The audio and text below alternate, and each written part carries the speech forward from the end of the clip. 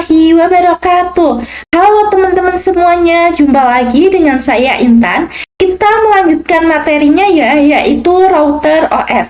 Di bab About Router OS ini, kita akan mempelajari fitur-fitur yang ada di router OS. Kemudian, router OS dan router board. Dan kita akan mempelajari name, time, dan arsitektur router board. Langsung saja ya teman-teman ke materinya. Nah, di video sebelumnya kan kita sudah menyinggung kalau Mikrotik itu dia punya dua jenis. Yang jenis software dan hardware ya teman-teman. Yang berjenis software sendiri, dia berbentuk router OS atau sebuah operating system. Seperti di sini tertuliskan bahwa router OS itu berbasis dari OS atau operating system seperti Windows, Linux server, atau virtualisasi seperti VirtualBox ataupun VMware. Router board sendiri itu menggunakan sistem operasi nih teman-teman. Kemudian, router OS ini dapat diinstal di PC sebagai VM, seperti halnya kita menginstal sebuah server di VirtualBox atau VMware. Kemudian, router OS dengan standalone operating system berbasis Linux dengan versi 3.3.5 kernel. Nah, teman-teman, kenapa sih router OS itu diinstal di PC? Kalau kita installnya di PC, itu kita bisa ini ya teman-teman, seperti RAM-nya berapa, prosesornya berapa, dan harddisknya yang apa. Kemudian misal terkena problem seperti kena petir atau perangkapnya ada yang rusak, maka kita hanya perlu mengganti LAN card-nya saja. Kalau router board, kalau kena petir itu kita harus mengganti semuanya. Terus juga kalau ada fitur-fitur yang lebih bagus kalau kita menginstalnya di router OS. Tapi itu kembali kebutuhan kita masing-masing. Kemudian jenis Mikrotik router OS ini ada banyak ya, misal Mikrotik X86 bit. Nah, seperti ini ya teman-teman, Mikrotik X86 bit. Dan ini jenis-jenisnya ada banyak, seperti Dinara, Aneto. Kita bisa seperti ini. Kita ingin lihat yang Dinara ya, coba. Dan ini jenis Dinara yang seperti ini ya teman-teman.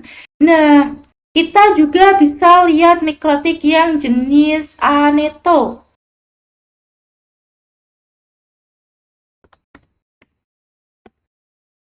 Dan kalau jenis Aneto itu seperti ini ya teman-teman. Kita juga bisa lihat yang Omega.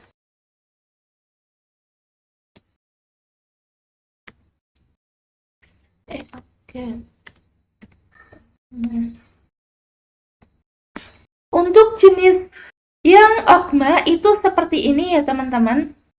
Oke, kita lanjut ke router board. Kalau router OS itu kan lebih ke softwarenya ya teman-teman. Sedangkan kalau router board itu lebih ke perangkat fisiknya. Jadi teman-teman bisa lihat seperti ini. Nah, Mikrotik itu kan banyak fitur-fiturnya nih, kayak switch, routing, dan lain-lain. Nah, fitur itu dia bisa bergabung dalam satu perangkap, yaitu perangkap router board. Namun, dia bisa terpisah sendiri sesuai dengan fitur-fiturnya ya teman-teman. Misal, wireless khusus untuk apa gitu. Jadi, dia bisa digabung dalam satu perangkap maupun dia mempunyai perangkap pecah-pecahannya. Kemudian, router board itu dia dibuat untuk menjalankan sistem operasi router OS. Jadi, sistem operasinya router board itu ya router OS ya teman-teman. Terus kembali lagi ke router OS nih. Kalau router OS kan kita bisa mengatur mau prosesornya berapa, RAM-nya berapa. Sedangkan kalau router board ini dia udah default, jadi tidak bisa diganti ya teman-teman. Kemudian Secara fitur itu bisa terdapat pada satu perangkap atau dapat diperuntukkan khusus sesuai kategorinya. Ini segala fitur itu dia ada dalam satu perangkap ya teman-teman. Mikrotik yaitu router boardnya. Tapi kalau kalian ingin perangkap pecahannya, misal wireless mikrotik yang khusus apa gitu, itu bisa ya teman-teman. Malahan itu tidak membebani router boardnya karena dia terpisah dalam perangkap yang tersendiri. Kemudian router board juga tersedia mulai dari low end sampai dengan high end router, tapi teman-teman tidak perlu pusing dulu karena nantinya kita bakalan praktek konfigurasi fitur-fitur di mikrotiknya ya teman-teman. Nah, kita lanjut. Nah, kemudian kita lanjut bahas tentang fitur yang ada di router OS nih. Nah, jadi fitur apa saja sih teman-teman yang ada di mikrotik? Mungkin sebagian orang itu mengira kalau mikrotik itu hanya sebagai router OS atau sebagai router saja nih. Nah, itu kurang tepat ya teman-teman. Karena pada aslinya itu mikrotik itu dia mempunyai banyak fitur atau manfaat. Seperti di sini bisa untuk routing, firewall, QoS, dan lain-lain. Untuk kalian yang ingin lihat fitur-fiturnya, kunjungi aja link yang di sini ini ya teman-teman.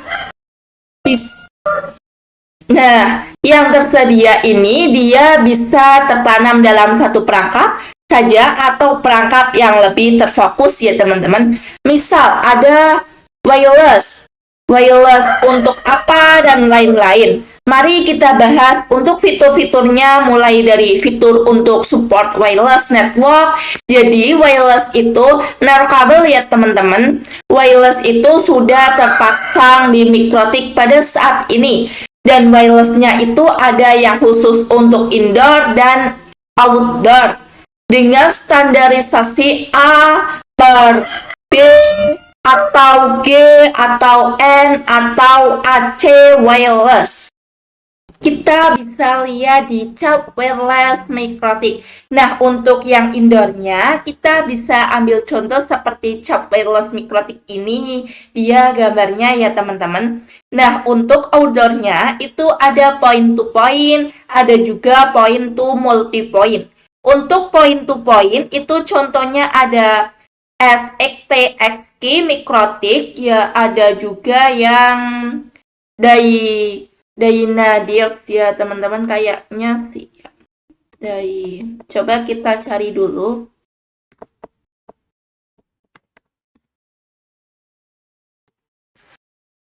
Nah, kita kira-kira seperti ini ya teman-teman. Untuk point to multi point itu contohnya ada Mainbox mikrotik maupun Onlytik mikrotik. Coba kita lihat yang ini.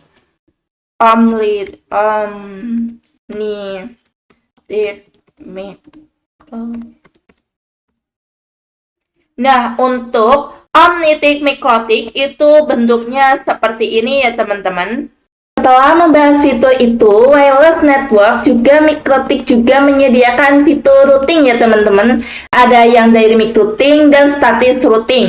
Dan itu semua udah support di IPv4 dan v6.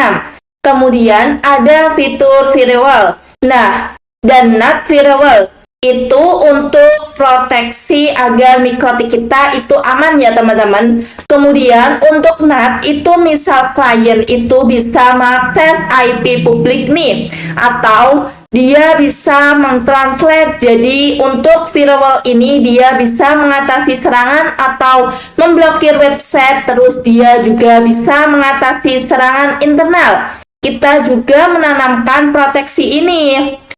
Nah, si firewall ini dia juga bisa ngeblok sosmed. Jadi misal si user ini tidak bisa membuka aplikasi atau sosmed, apa kemudian untuk NAT bisa mentranslate IP privat ke IP publik ya teman-teman, maupun sebaliknya.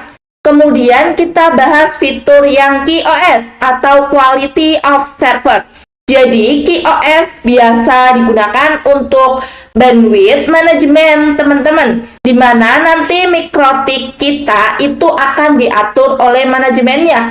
Kemudian ada fitur PPTP, PPOE, SSTP atau Open VPN. Nah, contoh nanti kita ada yang mau remote server kita dari jarak jauh itu bisa ya teman-teman. Selain itu, mikrotik juga menyediakan fitur user management seperti DHCP. Jadi nantinya kita akan mendapatkan IP secara otomatis. Kemudian proxy-nya itu seperti web proxy, hotspot, atau radius. Kemudian mikrotik juga menyediakan touch atau alat. Jadi nantinya kita bisa untuk bandwidth test, touch mapping atau MRTG. Jadi bisa diketahui ya teman-teman bahwa mikrotik itu sebuah router yang menghubungkan jaringan tertentu dengan jaringan lain. Dengan adanya fitur-fitur yang itu dia bisa satu perangkap yang sama atau perangkap pecahan yang lainnya ya teman-teman. Jadi bebannya itu tidak ada pada satu perangkap saja. Kemudian kita lanjut akan bahas ini tipe, name, dan arsitektur. Jadi teman-teman perangkap router board atau perangkap kerasnya itu dia memiliki pengkategorian nama. Ada 3 kategori nih. Yang pertama ada simbol name, yang kedua ada word, yang ketiga ada extensional naming. Yang pertama dengan simbol name, misal jika kalian punya suatu perangkap router board dan kalian lihat ada simbol-simbol seperti ini, yang ini ya, yang ini seperti itu. Untuk bacanya ini yang RB itu udah pasti router board ya teman-teman. Kemudian angka G-nya itu serinya atau kelas routernya.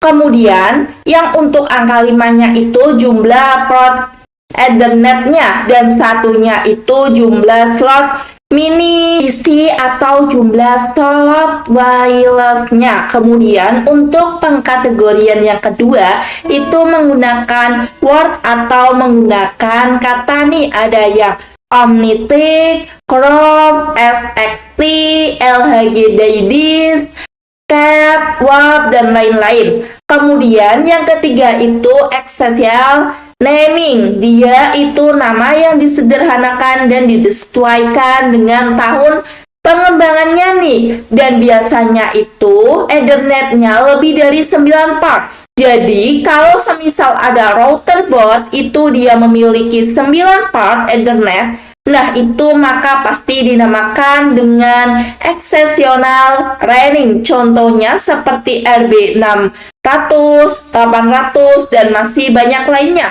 Oke, lanjut kita bahas ke pengkategoriannya. Tipe pada mikrotik. Nah teman-teman, biasanya di belakang suatu perangkap mikrotik itu dia semacam ada kode-kode ya. Nah itu adalah tipe. Semisal ini adalah salah satu contoh tipe yang biasa ada di belakang mikrotik.